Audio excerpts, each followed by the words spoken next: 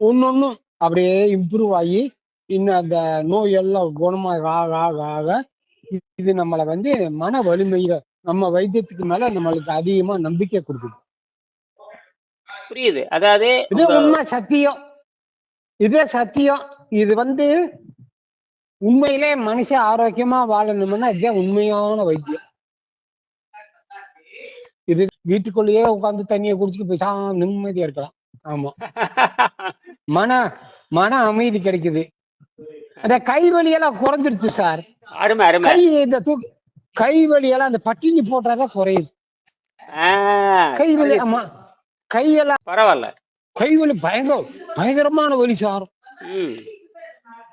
வீட்டுல கூட அந்த பிசியோதெரபிட்டு போங்க அப்படி இப்படின்னு சொன்னாங்க. ஒரு நாள் போனேன், நான் அப்புறம் வச்சுட்டேன். எங்களுக்கு வந்து பட்டினி சார் சொல்லிட்டாரு, பட்டினி போட்டாதான் குறையும். பட்டினி போட்டோன்னா அந்த வலி எல்லாம் குறையுது. நம்மளுக்கு பட்டினி தான் நம்மளுக்கு ஒரே மருத்துவம்.